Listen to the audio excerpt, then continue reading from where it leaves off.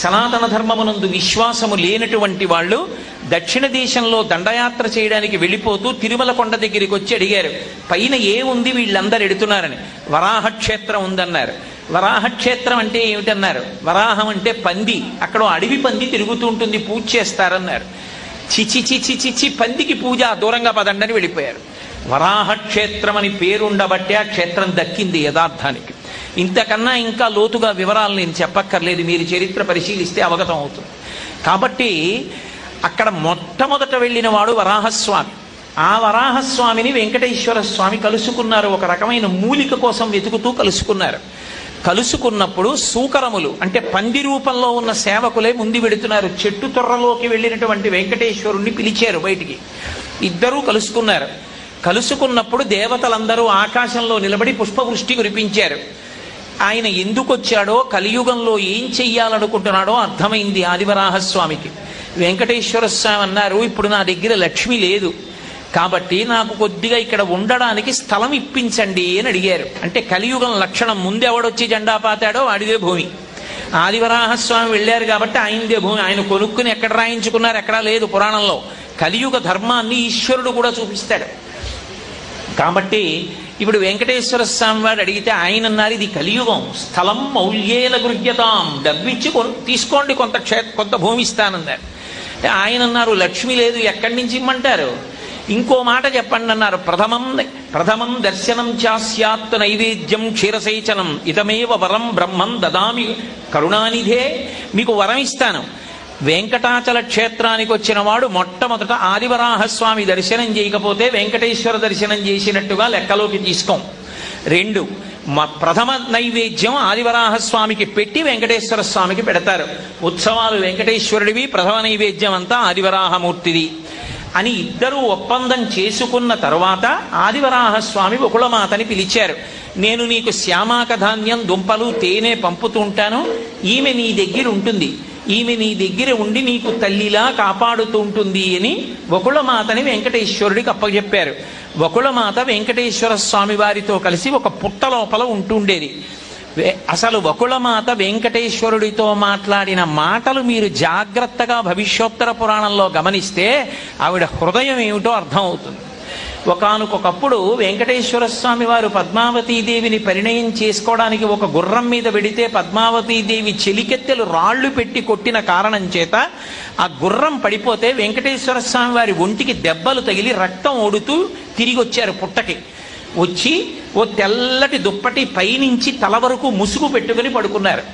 భవిష్యోత్తర పురాణంలో వ్యాసుడన్నాడు, యథాయుగాంతే వటపత్రశాయి అన్నాడు.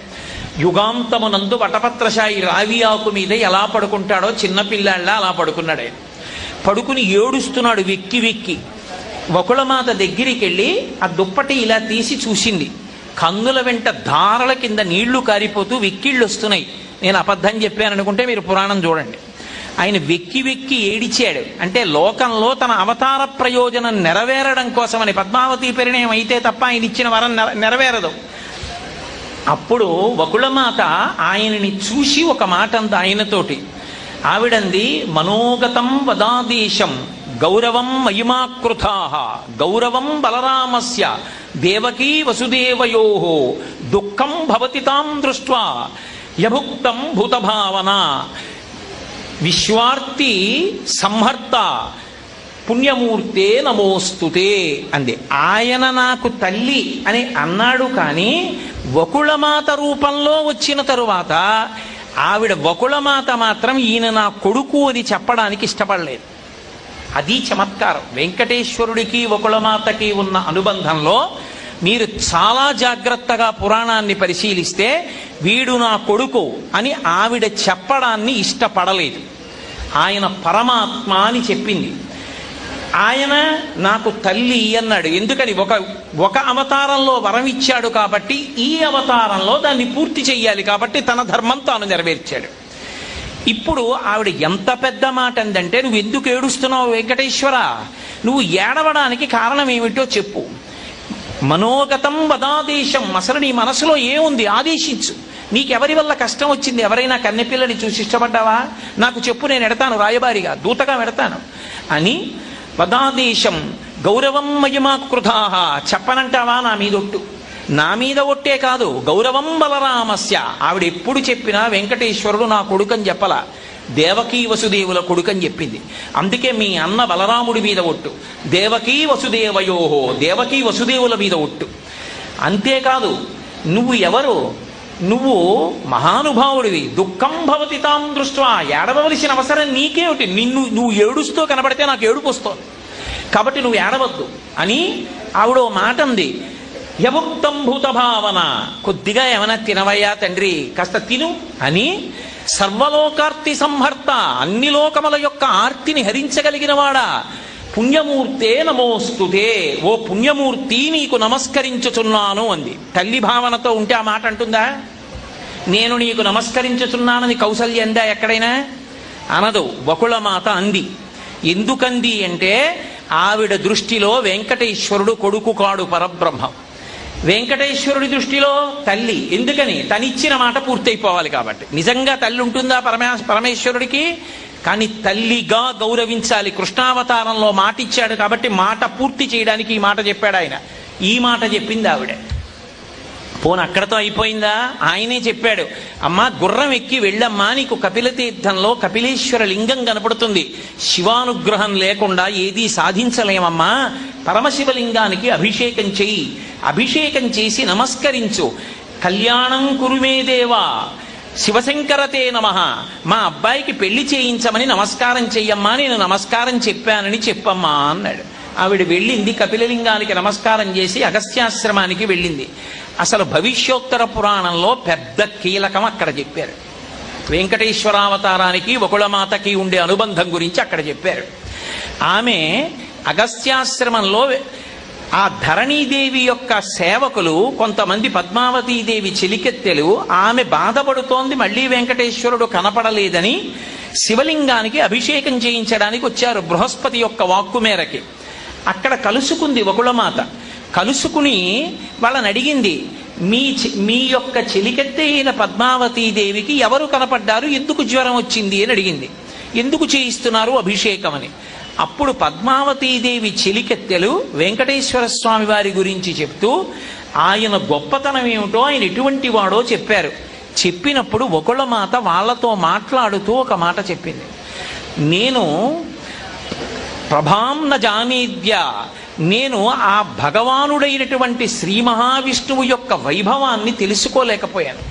తెలుసుకోలేక ఒకానొకప్పుడు కృష్ణుడికి తల్లిగా ఉన్నాను యశోదగా. ఆ పిచ్చి పెట్టేసుకుని కృష్ణం ముకుందం తనయేతి మత్వా వృధా శరీరం పునరాగతం మమా అందావిడ. అంటే నేను వకుళమాతగా వెంకటేశ్వరుడికి తల్లిగా ఉన్నందుకు సంతోషిస్తున్నానని వకుళమాత చెప్పలేదు. ఆవిడ ఏం చెప్పిందో తెలుసా? వృధా శరీరం పునరాగతం మమ కృష్ణం ముకుందం తనయేతి మత్వా. ముకుందుడు అంటే మోక్షాన్ని ఇచ్చేవాడు. మోక్షమివ్వగలిగినటువంటి ముకుందుడైనటువంటి పరిపూర్ణావతారమైన కృష్ణుడికి ఒకనాడు పెంపుడు తల్లిగా ఉన్న నేను నందుడిలాగే ఆయన పరబ్రహ్మమని గుర్తిరిగి ఉంటే మళ్ళీ పుట్టవలసిన అవసరం ఉండేది కాదు. పిచ్చి పెట్టుకుని తల్లివి అన్న పిచ్చి పెట్టుకుని మళ్ళీ ఇంకా నీకు తల్లిగా ఉంటానని అడిగాను. ఏమైంది దానికి ఫలితం? వృధా శరీరం పునరాగతం మమ, మళ్ళీ శరీరంతో రావలసి వచ్చింది. అసలు నిజంగానే నీ వెర్రి కోరి ఉండకపోతే నేను ఎప్పుడో భగవంతుని యందు ఐక్యమైపోయి ఉండేదాన్ని అని తాను తల్లిగా పిలవబడినందుకు ఆమె ఆక్రోశించింది. నేను ఇలా రావడం పొరపాటైంది, రాకుండా ఉంటే నేను భగవంతుని యందు ఐక్యమైపోయేదాన్నండి. దాని అర్థం ఏమిటంటే ఊర్ధ్వముఖ చలనం. ఏదో వినాయకుడికి పార్వతీ పరమేశ్వరులతో అనుబంధం ఎలా ఉంటుందో అన్ని దేవతా స్వరూపాలకి ఉన్నటువంటి తల్లిదండ్రులతో అనుబంధం అలా ఉండదు. అది మారుతుంది ఒక్కొక్క కాలంలో. అది ఆరోహణ ప్రక్రియ యందు ఎవరు తల్లిదండ్రులుగా ఉన్నారో వాళ్ళు అలా అనిపించుకున్నందుకు భగవంతుని యందు చేరిపోతారు. అదే వినాయకుడికి పార్వతీ పరమేశ్వరులతో అలా ఉండదు. ఎందుకనంటే అవన్నీ పరబ్రహ్మస్వరూపాలే. అవి వైభవాన్ని ఆవిష్కరింపజేస్తాయి. అదే రామావతారం, కృష్ణావతారం, వెంకటేశ్వరావతారం దగ్గరికి వచ్చేటప్పటికి తల్లిగా వకుళమాత ఉన్నా, తండ్రిగా దశరథుడున్నా, తల్లిగా కౌసల్య ఉన్నా అది వాళ్ళ అభ్యున్నతికి కారణమవుతుంది తప్ప ఇప్పుడు వాళ్లకొక గుడి కట్టి ఏదో పూజ చేస్తే వాళ్ళు అనుగ్రహించే దేవతా స్వరూపాలు అవుతారని నిర్ధారించడం మాత్రం సాహసం. కాబట్టి ఏమైంది అంటే ఆవిడ చిట్ట చివరికి ఈ మాట చెప్పి ధరణీదేవి దగ్గరికి వెళ్ళింది.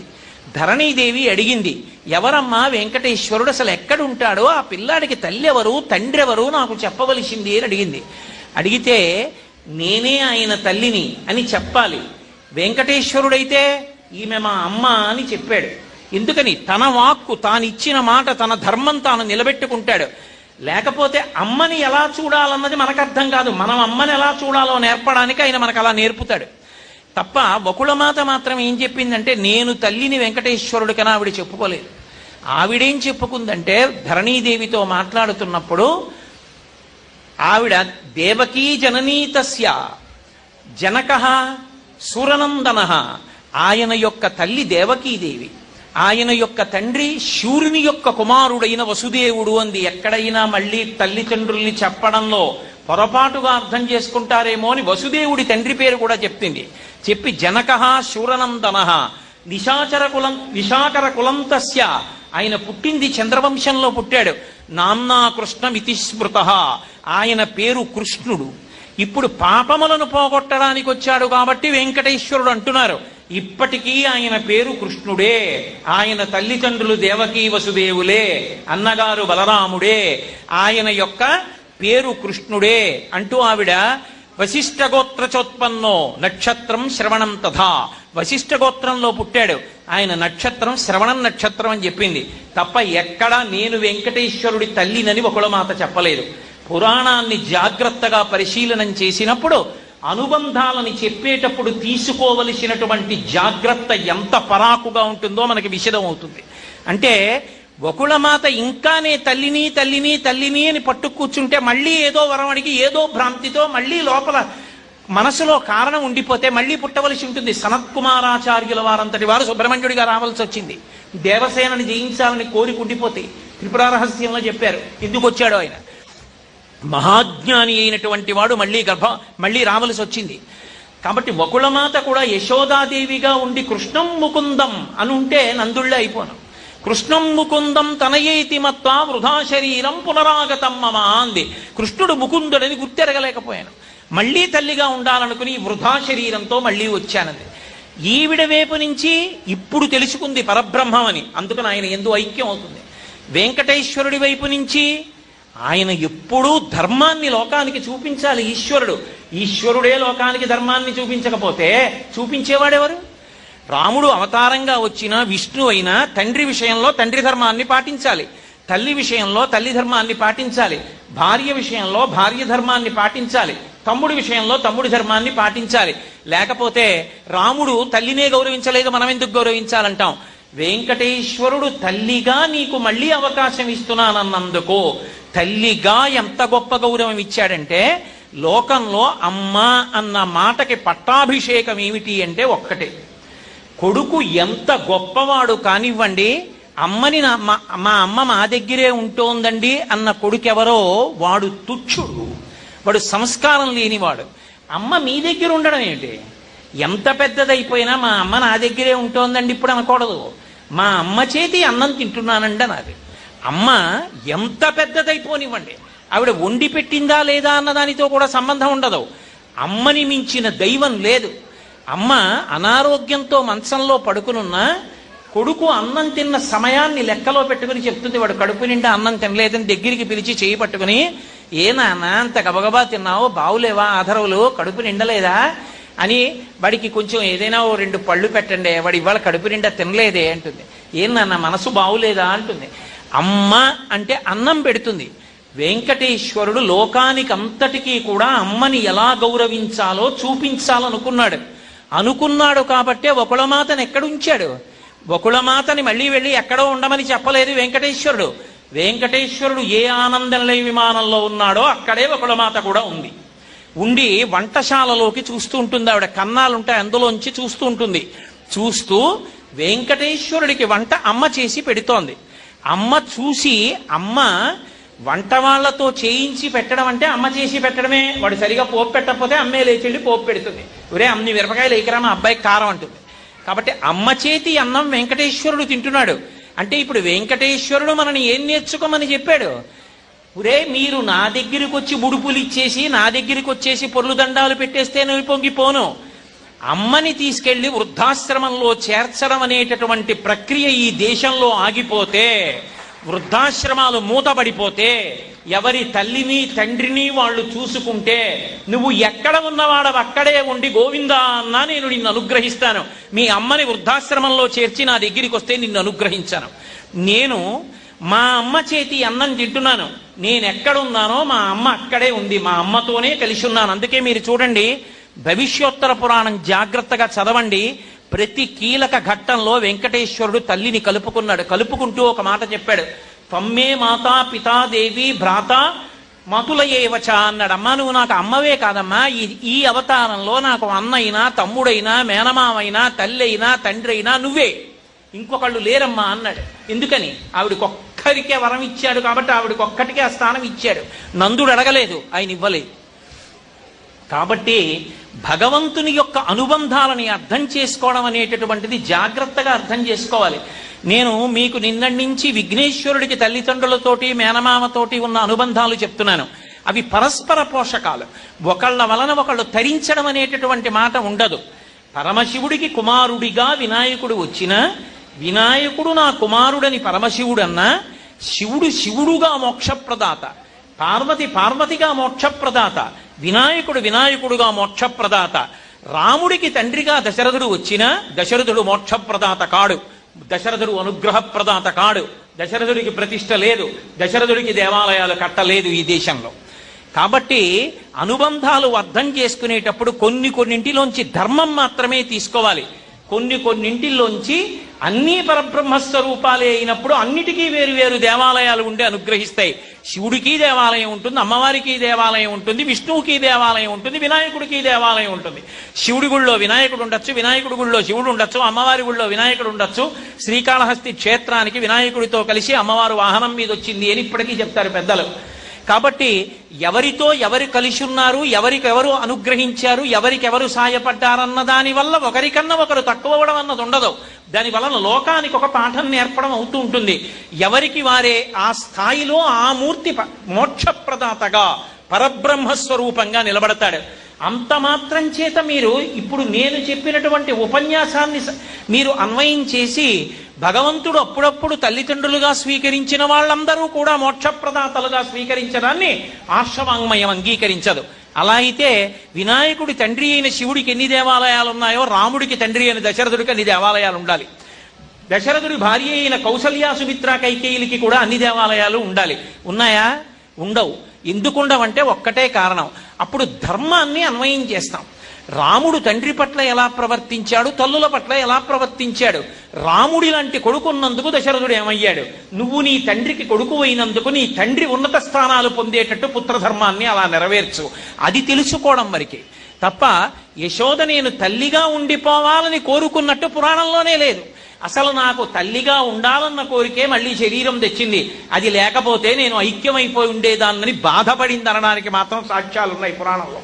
కాబట్టి భగవంతుని పట్ల ఉండేటటువంటి అనుబంధాల్ని అర్థం చేసుకునేటప్పుడు ఏది ఎక్కడ ఉద్ధరణ హేతువో, ఏది అనుగ్రహ హేతువో, ఏది దేవతాస్వరూపమో జాగ్రత్తగా అర్థం చేసుకుని అన్వయం చేసుకుని ధర్మాన్ని ఎలా ఆచరించాలో అలా ఆచరించాలి తప్ప అక్కరలేని అనవసరపు అయోమయానికి గురి కాకూడదు.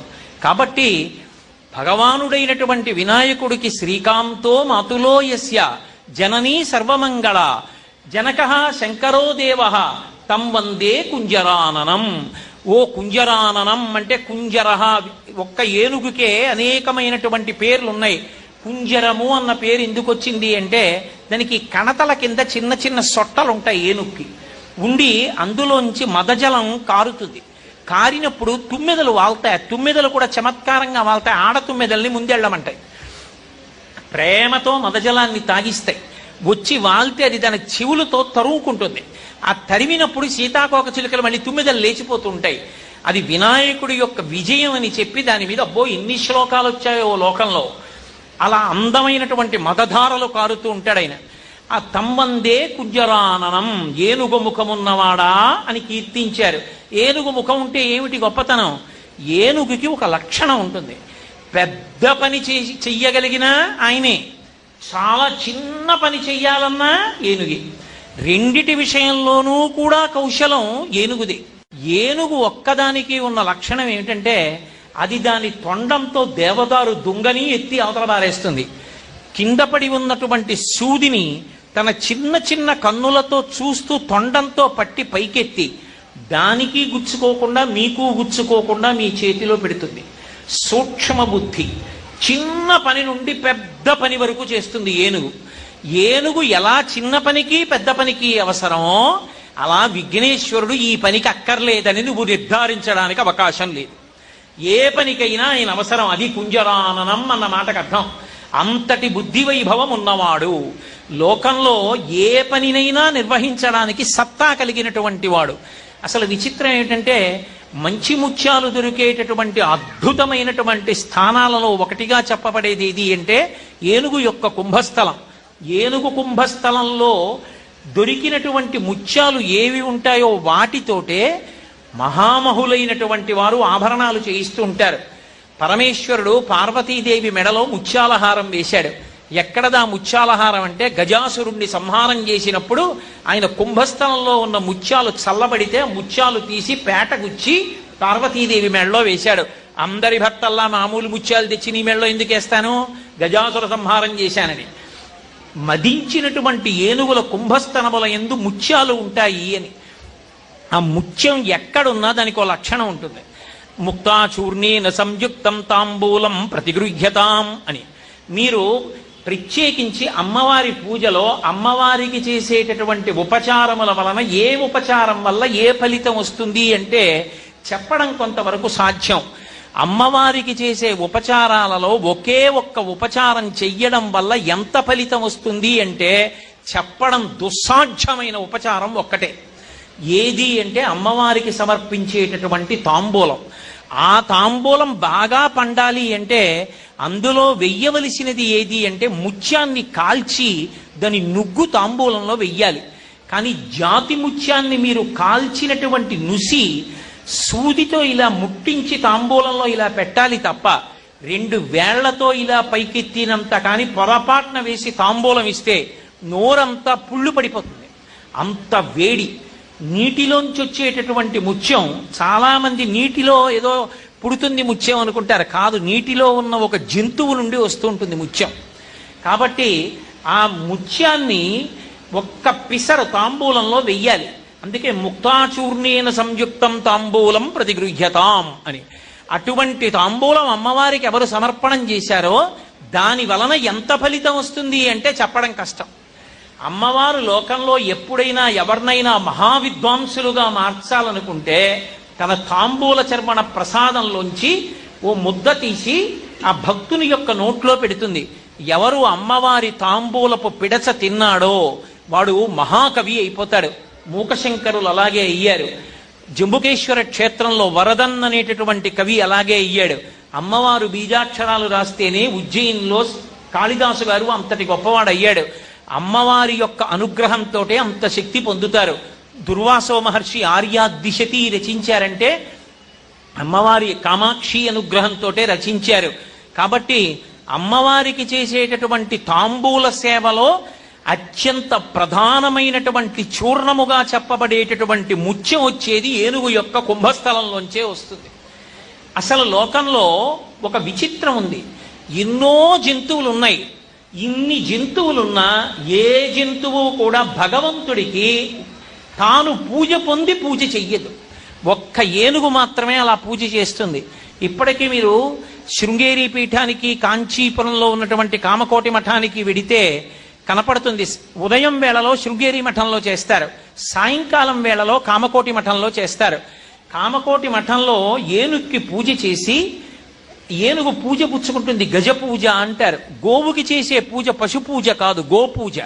గోపూజకి గజ పూజకి ఒక భేదం ఉంటుంది. గోవుకి పూజ చేసిన తర్వాత గోవు వెళ్ళిపోతుంది. ఇప్పటికీ కామాక్షి దేవాలయంలో తెల్లవారుజామున సుప్రభాతం అయిపోయిన తర్వాత గోవు వస్తుంది. అమ్మవారి వైపుకి పృష్ఠభాగం పెట్టి నించుంటుంది. నించుంటే పృష్ఠభాగానికి పూజ చేస్తారు, వెళ్ళిపోతుంది గోవు. గజానికి పూజ చేస్తారు, ఏనుగుకి మఠంలో చేస్తారు. చేసినప్పుడు ఏనుగు పూజ చేయించుకుని వెళ్ళదు. ఏనుగు పూజ అంతా పుచ్చేసుకున్న తర్వాత జయఘోష చేస్తుంది. జయఘోష చెయ్యగలిగినటువంటి ప్రాణి మనుష్యుని తర్వాత ఏనుగు ఒక్కటే. ఏనుగు తొండాన్ని పైకెత్తి ఘీంకారం చేసింది అనుకోండి, దాన్ని జయఘోష అంటారు. అందుకే ఈయన ఐశ్వర్యం ఎంత గొప్పది అంటే ఈయన ఇంటి ముందు ఏనుగులు నిలబడి అరుస్తూ ఉంటాయంటారు. విరాట పర్వంలో ధర్మరాజు గారి యొక్క గొప్పతనం చెప్పవలసి వస్తే ద్రౌపదీదేవి అంటుంది, ఈయన ఇంటి ముందు ఏనుగులు గుంపులు గుంపులుగా నిలబడి తొండములు ఎత్తి ఘీంకరిస్తే వాటి మదజల ధారల యందు మహారాజులు నడిచి వెళుతున్నప్పుడు ఒకళ్ళనొకళ్ళు ఒరుసుకుంటే ఆభరణములలో ఉన్న రత్నముల గుండ కింద పడితే అదంతా అందులో పడి జారుగా తయారైంది అంది. అంత గొప్పగా ఏనుగు తాను పూజ అందుకోవడమే కాదు, భగవంతుని ముందు జయఘోష చేస్తుంది. జయఘోష అందుకోవడానికి అర్హులెవరు అంటే ఒక్క శంకర భగవత్పాదులే. అందుకే శంకరాచార్యుల వారి అవతారం మొత్తం మీద శంకర భగవత్పాదులకు ఓటమి అన్న మాట లేదు. అందుకే ఎప్పుడైనా శంకర భగవత్పాదుల మీద భజన చేస్తే, వారి నామం చెప్తే జయ జయ శంకర హర హర శంకర అంటారు. సాయంకాలం కామకోటి మఠంలో పూజ అంతా పూర్తయిపోతే శంకరాచార్యుల వారి యొక్క చందన పాదుకలు ఉంటాయి, చందనదారువులోంచి చేసిన పాదుకలు. శంకరాచార్యుల వారి పాదుకలు పెడతారు పీఠం మీద. పెడితే ఏనుగొచ్చి ఆ పాదుకలను చూసి తొండమెత్తి ఘీంకారం చేస్తుందంటే జయ జయ శబ్దం చెప్పింది అని గుర్తు. అందుకే ఇప్పటికీ దేవాలయాల ముందు ఏనుగులు నిలబెట్టి ఉంచుతారు. దక్షిణ దేశంలో తమిళనాట, కేరళ రాష్ట్రంలో, కన్నడ దేశాల్లో చాలా ఎక్కువ. మనకి ఆంధ్రదేశంలో ఒక్క తిరుమల లాంటి క్షేత్రాలలో తప్ప పెద్ద పెద్ద దేవాలయాల్లో నిజానికి ఏనుగుల్ని దేవాలయాల ముందు ఉంచేటటువంటి స్థితి మనం చూడట్లేదు. కానీ తమిళనాట చూస్తే ఏ దేవాలయం ముందైనా నిలబడుతుంది. పైగా మీకు జంతువులన్నిటిలోనూ కూడా అది విష్ణువాలయం అయితే ఊర్ధ్వపుండ్రాలు పెట్టుకుని, శివాలయం అయితే విభూతి పుండ్రాలు పెట్టుకుని, అలా పెట్టుకోవడానికి వీలుగా విశాలమైన ముఖముతో కలిగినటువంటి భక్తిని ఆవిష్కరించేటటువంటి ముఖమున్న ప్రాణి ఏనుగు ముఖం ఒక్కటే.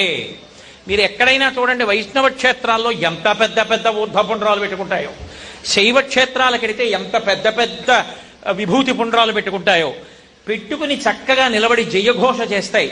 జయఘోష చేసి ఊరుకోవవి. భగవంతుని మూర్తి ఉంటే భగవన్మూర్తికి. కామకోటి మఠంలో అయితే శంకరాచార్యుల వారి పాదుకలకి అవి చామరాన్ని అందుకుని తమ తొండంతో చామరం వేస్తాయి.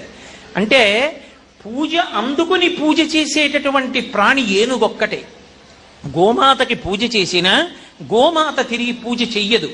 ఎందుకు చెయ్యదంటే గోపూజ పరదేవతా పూజ, గజ పూజ జంతు పూజ. అందుకే గజం పూజ చేసి పూజ పొంది తిరిగి మళ్ళీ పూజ చేస్తుంది. ఏనుక్కి పూజ అంటే పళ్ళు తీసుకెళ్లి పెడతారు, చక్కగా పళ్ళు అందుకుని నోట్లో పెట్టుకుని తింటుంది. అందుకుని తను తిని ఊరుకోదు, జయఘోష చేస్తుంది. ఆ తరువాత అది అందిస్తుంది, చామరం వేసి భగవానుడికి సేవ చేస్తుంది. అంతేకాదు, మహావీరుడైనటువంటి వాడు అని నిర్ణయించడానికి సాముద్రికంలో ఆయన యొక్క నడకని ప్రమాణంగా తీసుకుంటారు. ఆ నడక అంత గొప్ప నడక అని చెప్పవలసి వస్తే ఏనుగు యొక్క నడకతోటే పోలుస్తారు. అందుకే ఆయన నడక గజగతి అంటారు. ఏనుగు ఎంత ఠీవిగా నడుస్తుందో మహారాజులు, పరాక్రమోపేతులైనటువంటి చక్రవర్తులు అలా అడుగు తీసి అడుగు వేస్తే గజగతి అంటారు. సాధారణంగా ఆడదాని నడకతో పోల్చడానికి అవకాశం ఉన్న నడక ఉన్నటువంటి ప్రాణి యొక్క నడకని ఇక మళ్ళీ మగవాడి నడకతో పోల్చరు. హంసగమనము అన్నాను అనుకోండి, హంస నడక అన్నాను అనుకోండి, ఆడదానికే పోలుస్తారు. ఏనుగు నడక మహావీరుడైనటువంటి వాడి నడకకి పోలుస్తారు గజగతి అని. అలాగే అందంగా నడవగలిగినటువంటి ఆడవాళ్ల నడకకి కూడా గజగామిని అంటారు. ఏనుగులా నడుస్తోందండి ఆవిడ అంటారు. అందమైన నడక అని చెప్పవలసి వస్తే స్త్రీ పురుషుల ఇద్దరి విషయంలో అన్వయం అయ్యేది ఏనుగు యొక్క నడక ఒక్కటే. అంత గొప్ప నడక కలిగినది. 5 లక్ష్మీ స్థానాల్లో ఒక లక్ష్మీ స్థానం ఏనుగు యొక్క కుంభస్థలం. అందుకే ఏనుగు ముఖం వంక చూస్తే చాలు లక్ష్మీ కటాక్షం వస్తుంది, అలక్ష్మి తొలగిపోతుంది. అందుకని తమ్వందే కుంజరాననం. అందుకు ఏనుగు ముఖంతో ఉన్నాడు. ఏదో చేతకాక సరదాగా ఏనుగు ముఖం పెట్టుకున్నవాడు కాడు. గజముఖాసుర సంహారం జరగాలంటే ఏనుగు ముఖంతో ఉండాలి. అందుకని ఏనుగు ముఖంతో ఉన్నాడు. గజ అంటే జ అంటే జన్మకు, గా అంటే గతిని నేర్పేవాడు కాబట్టి గజముఖంతో ఉన్నాడు. గజ అటు ఇటు వేండి జగ, ఈ జగత్తు అంతా కూడా నేనే ఉండి ఈ సమస్త భూతములుగా ప్రకటనమయ్యానని చెప్పడానికి గజముఖంతో ఉన్నాడు. కాదు కాదు, ఏనుకొక్కదానికే ఒక లక్షణం ఉంది. మహావీరుడైనటువంటి వాడికి ఎప్పుడైనా గొప్ప సత్కారం ఏమి అంటే ఆ ఏనుగు మీద కూర్చోపెడతారు. అసలు మామూలుగా మీరు అడగక్కర్లేదు, అడగకుండానే అలా కోరుకుంటారు ప్రజలు.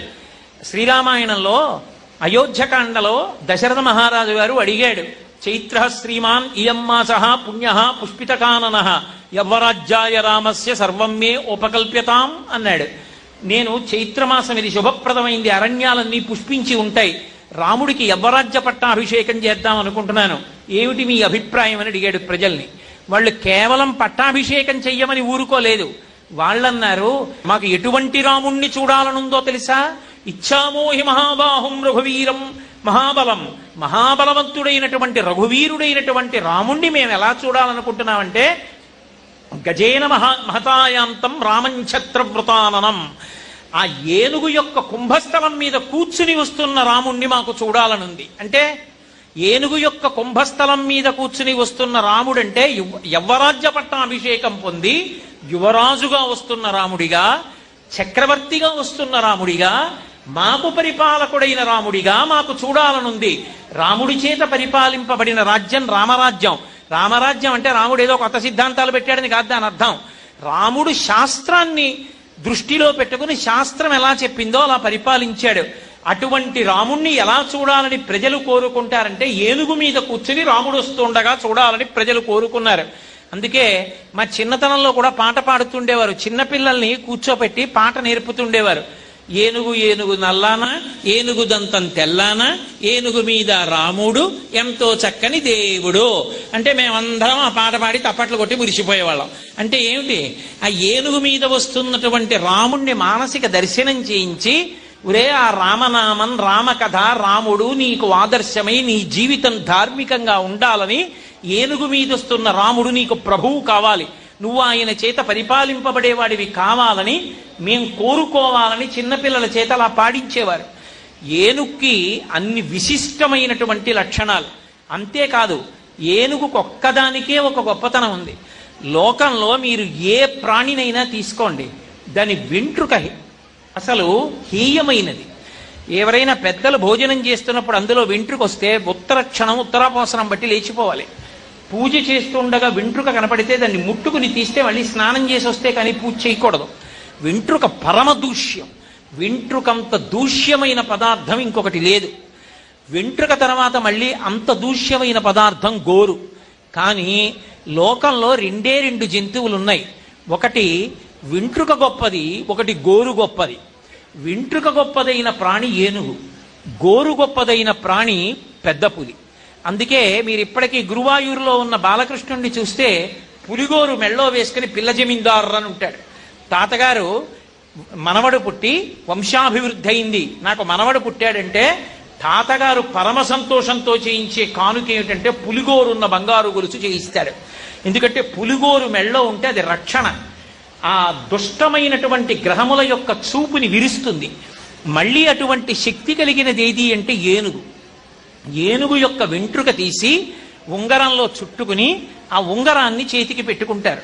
పెట్టుకుంటే ఆ ఉంగరం ఏం చేస్తుందంటే ఏనుగు వెంట్రుక ఉంగరంలో ఉన్నంతసేపు దృష్టి దోషాన్ని విరిచేస్తుంది. అలాగే దుష్టమైనటువంటి గ్రహముల యొక్క చూపు పడితే ఆ చూపుని విరుస్తుంది. అది ఏనుగు శరీరం నుంచి తీసేసిన బంగారానికి చుట్టి పెట్టుకున్న, బంగారంలో ఉన్నటువంటి రాతికి కింద చుట్టి పెట్టి కనపడకుండా పెట్టుకున్నా దానికి దృష్టి దోషాన్ని నివారణ చేసే శక్తి ఉంది. అటువంటి ప్రాణి ఏనుగొక్కటే. ఎన్నో విచిత్రములు కలిగినటువంటి ప్రాణి ఏనుగొక్కటే. అంత బుద్ధి వైభవము కలిగినటువంటి ప్రాణి ఈ లోకం మొత్తం మీద ఏనుగొక్కటే. అంత క్రమశిక్షణ కలిగిన ప్రాణి. ఇవన్నీ ఒకెత్తైతే ఏనుగు యొక్క గొప్పతనానికి చెప్పడానికి కారణం ఒకెత్తు. లోకంలో బలం ఏమైనా చెప్పవలసి వచ్చిందనుకోండి, ఏనుగంత బలం అండి వాడికి అంటారు. భీముడి బలం చెప్పవలసి వచ్చిందనుకోండి, ఎన్ని ఏనుగుల బలం అన్నదంతో చెప్తారు. 1000 ఏనుగుల బలం ఉన్నవాళ్ళు, 10,000 ఏనుగుల బలం ఉన్నవాళ్ళు, 1,00,000 ఏనుగుల బలం ఉన్న వాళ్ళని హనుమ రామాయణంలో సుందరకాండలో చెప్తారు. వచ్చే సుగ్రీవ సైన్యం యొక్క బలం గురించి చెప్పవలసి వస్తే ఏనుగు యొక్క బలంతో చెప్తారు. ఇంత బలాన్ని పొందేటటువంటి ఏనుగు ఏం తింటుంది అంటే పరమసాత్వికమైనటువంటి కేవలం శాకాహారాన్ని మాత్రమే తింటుంది. అసలు తన జీవితం మొత్తం మీద మాంసం అన్నది ముట్టుకోదు ఏనుగు. ముట్టుకోకుండా సాత్వికమైనటువంటి శాకాహారం తింటుంది. తన జీవితం మొత్తం మీద శాకాహారం ముట్టుకోదు సింహం. గ్రాసము లేక సృక్కినను జీర్ణతృణంబు మేయునే అని గడ్డి పరక కూడా ముట్టుకోదు ఏనుగు సింహం. అటువంటి సింహానికి ఎవరి మాంసం ఇష్టం అంటే ఏనుగు కుంభస్థలంలో ఉన్న మాంసమే సింహానికి ఇష్టం. అంటే పుట్టినప్పటి నుంచి శాకాహారం తిని బతికినటువంటి ప్రాణి మాంసం మాంసాహారికి ఇష్టం. అసలు లోకంలో బలం ఎక్కడి నుంచి వస్తుంది, బుద్ధి ఎక్కడి నుంచి వస్తుంది అంటే శాకాహారంలోంచేని తీర్పు చెప్పిన ప్రాణి, లోకంలో సమతౌల్యాన్ని పాటించి అహింసని ప్రబోధం చేసిన ప్రాణి, నీ తోటి ప్రాణిని చంపి తినకురా అని ప్రబోధం చేసిన ప్రాణి ఏనుగొక్కటి. కాబట్టి అది శాకాహారమే తింటుంది. శాకాహారం తిని అంత బుద్ధి వైభవాన్ని పొందుతుంది. ఎన్ని విశేషాలు! అసలు ఆ ఏనుగే లోకంలో ఎన్నో అద్భుతాలను సృష్టించింది. అసలు భాగవతం మొత్తం మీద నిత్యపారాయణ యోగ్యత కలిగేటట్టుగా శరణాగతి చేసి శ్రీ మహావిష్ణువుని భూమి మీదకి తీసుకొచ్చింది ఏనుగే. అందుకే భాగవతంలో ఎన్నో స్కంధాలలో ఎన్నో కథలు తెలియని వాళ్ళు ఉంటారు. రంతిదేవుడి కథ తెలుసా అంటే తెలియకపోవచ్చు, ధ్రువోపాఖ్యానం తెలుసా అంటే తెలియకపోవచ్చు, దక్షయజ్ఞం తెలుసా అంటే తెలియదండి అనేవాళ్ళు ఉండొచ్చు, సుయజ్ఞోపాఖ్యానం తెలుసా అంటే తెలియదనొచ్చు, గజేంద్ర మోక్షణం తెలుసా అంటే నాకు తెలియదండి అని ఎవరనరు. ఇంతమంది భాగవతుల కథలు తెలియవేమో కానీ ఒక ఏనుగు యొక్క కథ మాత్రం అందరికీ తెలుసు. ఏనుగు వాహనంగా భగవంతుణ్ణి మోస్తుంది, తన మీద పెట్టుకొని ఎవ్వరూ లేకపోయినా సరే పరమ క్రమశిక్షణగా భగవన్మూర్తి ఒరగకుండా తీసుకెడుతుంది. తీసుకెళ్లడమే కాదు, ఏనుగుకొక్కదానికే ఒక లక్షణం ఉంటుంది. తన ప్రాణం పోయే వరకు యజమానిని కాపాడుకుంటుంది. ఆ లక్షణం ఉన్నది ఏనుగొక్కటే. అందుకే చక్రవర్తులందరూ ఏనుగు మీద కూర్చుని యుద్ధం చేస్తారు. ఎందుకు చేస్తారంటే ఒకవేళ ఏ కారణం చేతనైనా వాళ్ళు స్పృహ తప్పిపోయినా ఏనుగు తన తొండంతో శత్రు సైన్యాన్ని పరిమారుస్తూ కాళ్ళ కింద పెట్టి తొక్కుతూ అతివేగంగా ఆ రాజుని కోటలోకి తీసుకొచ్చి దింపేస్తుంది. మన దేశంలోనే మహానుభావుడు రాజపుత్రుల్లో మహావీరుడైనటువంటి రాణా ప్రతాప్ సింగ్ ఒకానొకప్పుడు మహమ్మదీ సైన్యంతో యుద్ధం చేస్తున్నప్పుడు స్పృహ తప్పి ఒరిగిపోయాడు. ఒరిగిపోతే ఆయన్ని వెనక్కి తీసుకొచ్చినటువంటి ప్రాణి ఒక గుర్రం. ఏనుగు తేవడం తేలిక, ఇంకా పైన అంబారీ ఉంటుంది. గుర్రం తేవడం మరీ కష్టం, జారిపోతాడు. గుర్రం తన మీద పడిపోయిన రాణా ప్రతాప్ సింగ్ కింద పడిపోకుండా కాసుకుంటూ దౌడు తీసి అంతఃపురానికి తీసుకొచ్చింది. రాణా ప్రతాప్ సింగ్ కి ప్రాణభిక్ష పెట్టిన గుర్రం చేతక్ కనుక ఆ చేతక్లా అది ఎక్కిన వాడిని కాపాడుతుందని చెప్పడానికి బజాజ్ కంపెనీ వాళ్ళు ఆ పేరు దత్తత తీసుకుని చేతక్ అని కొన్నాళ్ళు స్కూటర్లు పెట్టారు. ఈ దేశంలో అంత గొప్ప ప్రఖ్యాతి పొందినటువంటి వాటిల్లో గుర్రాలు, ఏనుగులు ఉన్నాయి. అందుకే అశ్వపూజ, గజపూజ, గోపూజ పూజలున్నాయి. భగవంతుణ్ణి తీసుకొచ్చి నిలబెట్టి ఆ శరణాగతి ప్రతిరోజు ఉదయం పారాయణ చేసుకునే యోగ్యంగా తీసుకొచ్చిన ప్రాణి ఏనుగొక్కటే గజేంద్ర మోక్షణంలో. గజేంద్ర మోక్షణంలో ఒక్క పద్యం కూడా రాని వాళ్ళు లోకంలో ఎక్కడ ఉండరు. అంత గొప్ప ప్రాణి ఏనుగు.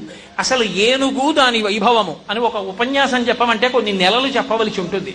అంత గొప్ప ప్రాణి, ఇన్ని గొప్పతనాలు ఉన్నటువంటి ప్రాణి తన కొరకు అని తాను చేసుకునేది కన్నా లోకం కోసం అది చేసేటటువంటి ఉపకారాలు అనితర సాధ్యమైనవై ఉంటాయి.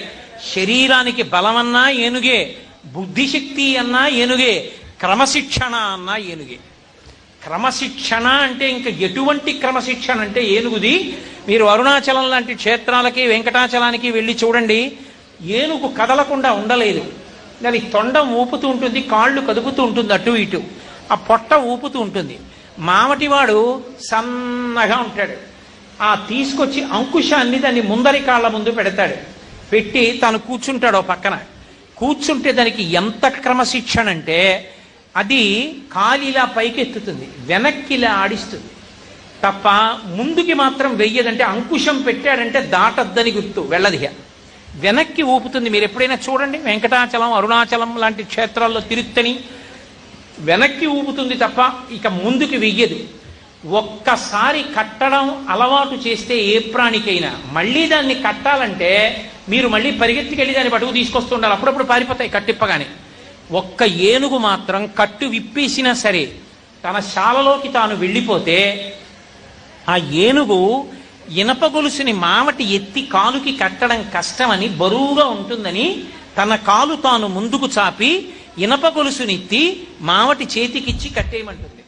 తనని కట్టడానికి తానే గొలుసు అందిస్తుంది.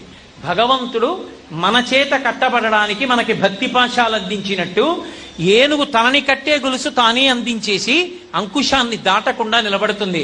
క్రమశిక్షణ అన్న మాటకు మారు పేరు ఎవరంటే వినాయకుడు. ఈ దేశంలో క్రమశిక్షణ రావాలంటే వినాయకుడు యొక్క ఉపాసన జరుగుతూనే ఉండాలి. 10 మందిని క్యూలో నించోండ్రా అంటే నించోరు, వెనకవాడిని ముందువాడు దాటి వచ్చేస్తుంటాడు. ప్రతి చోట వినాయక విగ్రహాలు పెట్టి వాడలా ఇప్పటికే ఎటు చూసినా వినాయక నవరాత్రులు వస్తే వీధికి 4 పందిళ్లు కనబడుతున్నాయి. వీధికి 50 పందిళ్లు వచ్చే రోజులు రావాలి.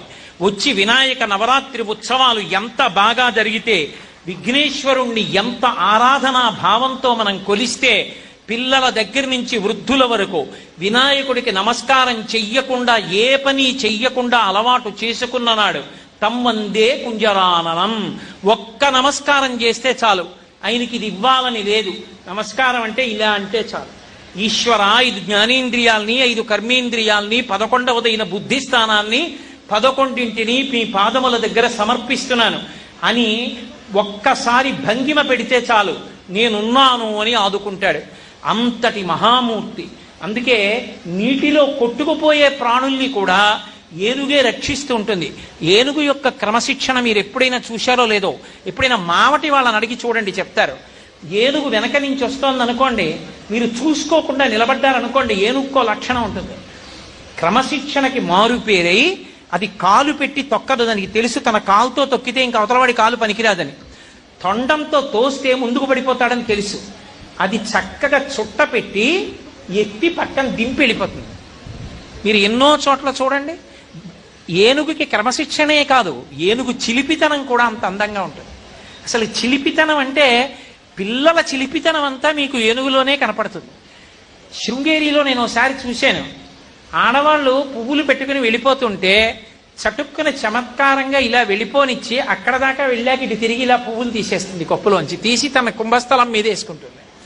ఎన్ని చిలిపితనాలతో చేస్తుంటుందో, ఎంత చమత్కారంగా ఉంటుందో. అసలు దేవతాతత్వాల్ని చెప్పాలంటే ఏనుగునే అడ్డుపెట్టి చెప్తారు. కరిమింగిన వెలగపండు ధరణిని సుమతి అని. ఏనుగు వెలగపండు కానీ మింగిందా ఇక మళ్ళీ వెలగపండే బయటకు వచ్చేస్తుంది. తిన్నప్పుడు ఏ వెలగపండు తిందో బయటికి విడిచిపెట్టేసినప్పుడు అదే వెలగపండు.